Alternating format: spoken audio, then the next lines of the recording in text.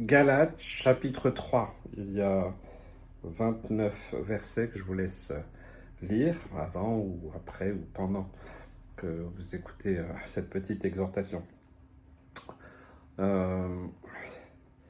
Paul se confronte à bien des problèmes donc, dans les églises où il passe.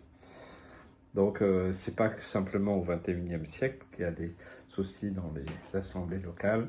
C'était déjà le cas des premières assemblées, donc du temps de Paul. Après les Corinthiens, c'est les Galates. Et les Galates sont un peu en train de dérailler. Alors, peut-être que c'est bon de rappeler que chronologiquement, c'est les Galates qui sont avant les Corinthiens. Mais bon, peu importe. Voilà, ils ont été séduits, encore une fois, par des Juifs croyant en Jésus. Et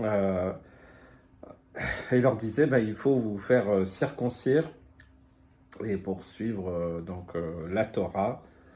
Et c'est comme ça que vous serez sauvés. Donc encore une fois, vous voyez, il y a une tentation de revenir au judaïsme, à la religion. Et ça, c'est toujours d'actualité. Vous savez, moi, je suis juif d'origine. Je crois que c'est vraiment important que je ne suis pas la religion juive. C'est une religion comme les autres.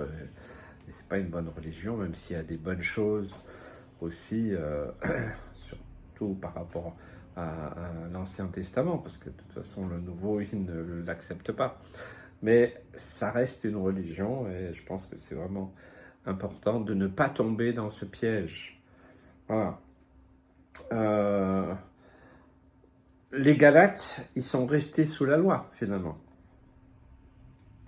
Beaucoup n'acceptaient pas de reconnaître Jésus comme leur Messie, et ils attendent encore comme des millions de Juifs. C'est pour ça qu'il faut prier pour la paix de Jérusalem, mais il faut prier pour le salut des Juifs en Israël et dans le monde entier, afin qu'ils le reconnaissent. Ma maman a fait cette expérience, elle a reconnu Jésus comme son Messie personnel, et c'était vraiment une révolution pour elle, et puis aussi pour toute la famille. Voilà. Paul le rappelle dans sa lettre aux chrétiens de Galates, que la vraie justification vient de la foi en Jésus-Christ et pas de l'obéissance à la loi mosaïque. Donc si Jésus habite désormais en nous, eh bien c'est l'Esprit de Dieu qui nous change intérieurement et qui nous rend capables d'obéir à sa parole. Alors pour bien comprendre que c'est par la foi et non par la loi que nous sommes justifiés, Paul rappelle la promesse de Dieu à Abraham et aussi la réponse qui lui a été donnée. Il a cru et il a placé sa foi en Dieu. Si même Abraham est justifié par la foi et non par la loi, comment ça pourrait être différent pour nous? Pas du tout. Vous savez, nous vivons dans un monde où, même déjà dans les générations précédentes, il y a beaucoup de légalistes. Des légalistes, et peut-être vous avez été peut-être sans le savoir, par ignorance, moralisateur vis-à-vis de beaucoup de personnes. Et peut-être que vous avez vécu ça parce que jusqu'à au moins une chose, c'est que quand la grâce vous a touché. Moi, je dis toujours, Seigneur, tu m'as fait tellement de bien.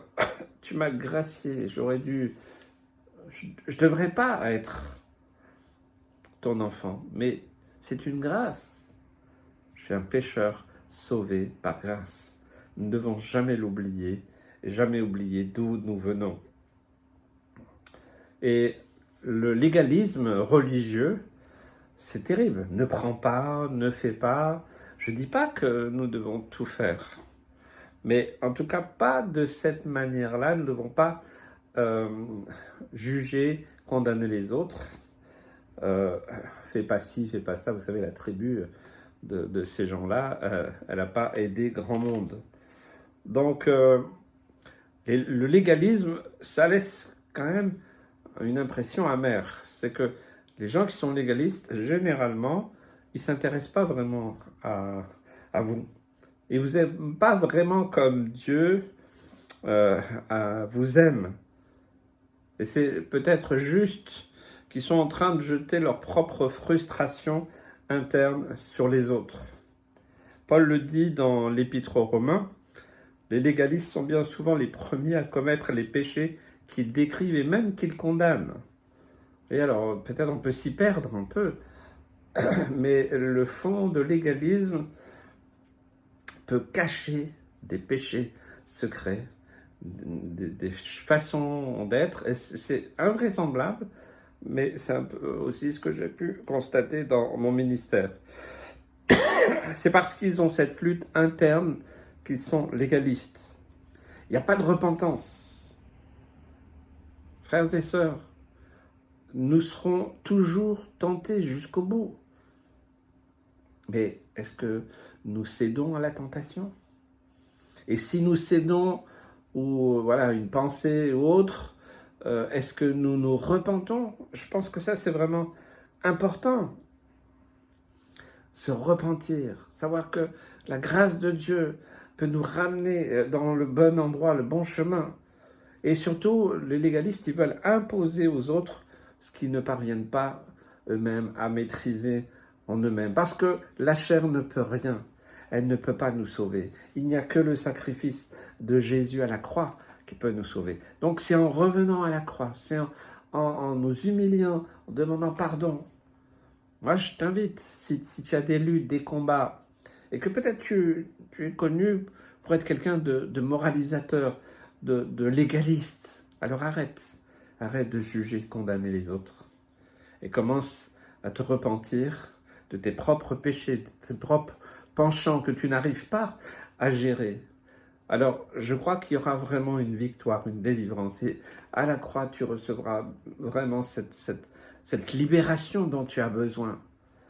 Je vois tellement de chrétiens frustrés, chrétiens finalement qui ne tiennent pas, ils ne tiennent pas parce qu'ils essayent de tenir par leur propre chair.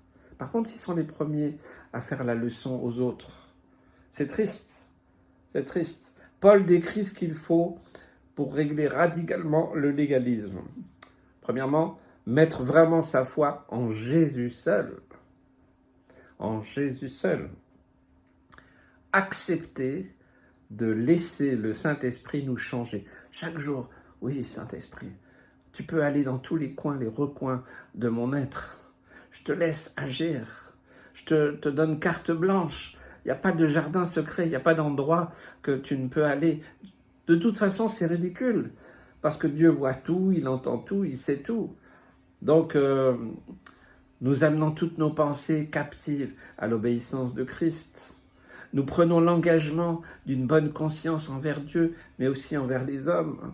Nous n'essayons pas de passer pour ce que nous ne sommes pas. Nous sommes tels que Dieu nous a créés. Et oui, des fois, nous avons des luttes, des combats. Des fois, nous pouvons faire aussi des erreurs, même parfois pécher, mais nous revenons toujours à la croix, dans la repentance, dans je m'humilie, Seigneur, je te demande pardon. Et chaque jour, c'est une position à tenir.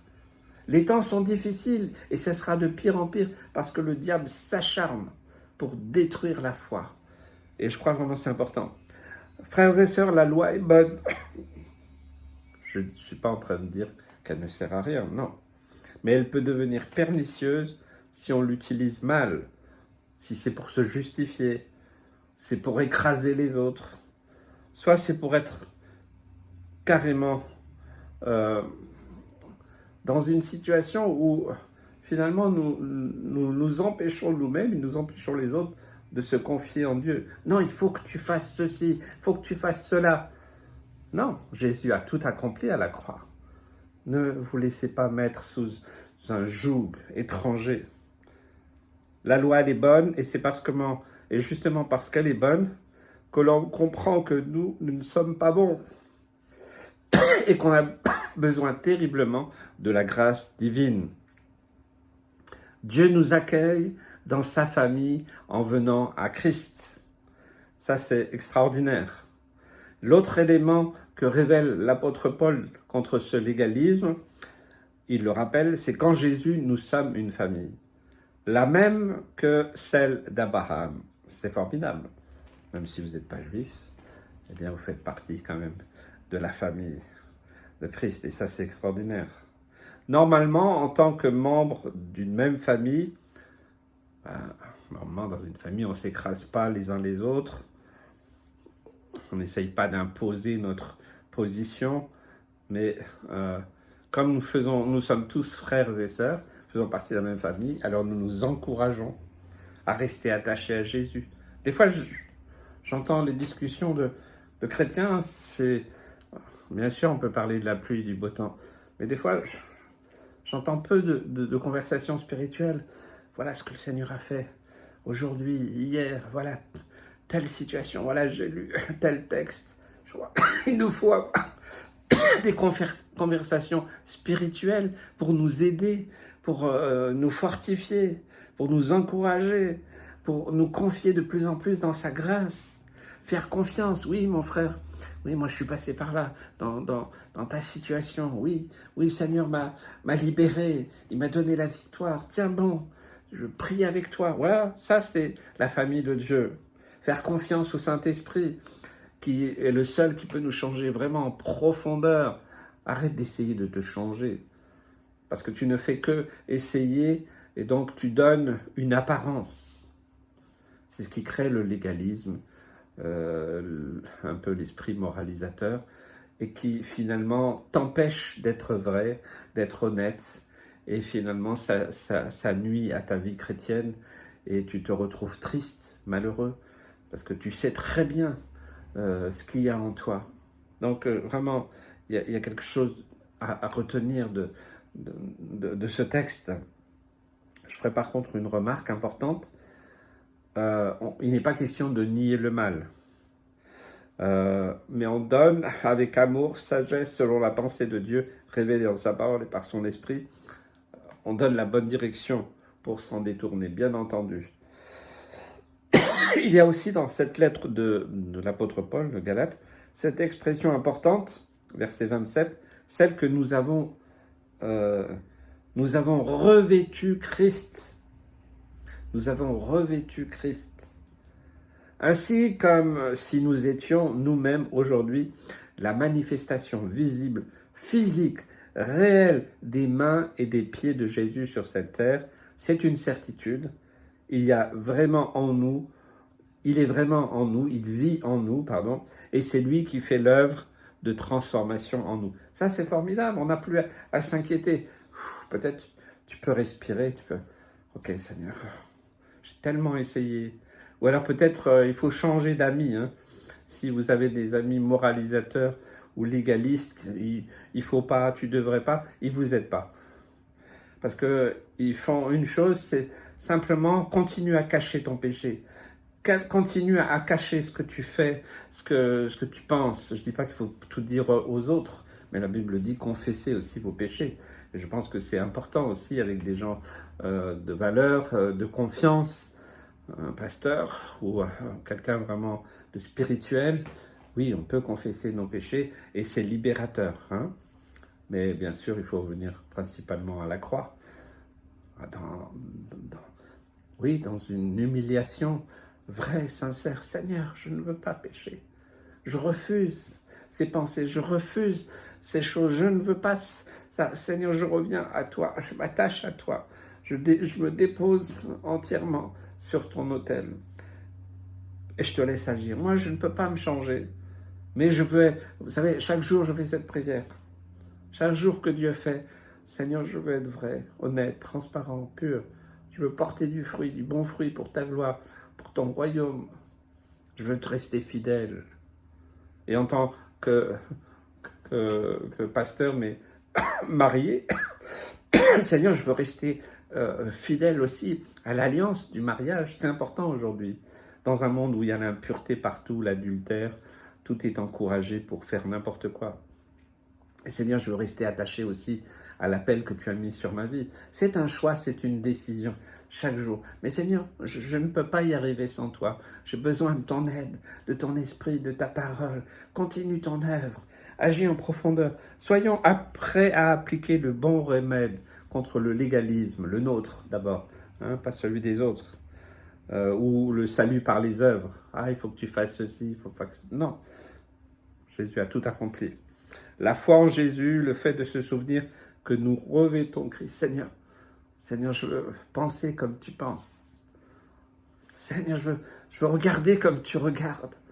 Seigneur, je te donne mes mains pour aider, pour être, Seigneur Jésus, tes mains. Seigneur, voici mes pieds, je te les donne pour aller où toi tu veux. Seigneur, voici ma bouche pour qu'elle proclame, Seigneur Jésus, tes merveilles. J'aime voir la foi de cette manière-là. C'est extraordinaire. C'est tout simple. Nous sommes unis à lui. Voilà ce qui fait que ta foi va tenir ferme. Que Dieu te bénisse et t'encourage.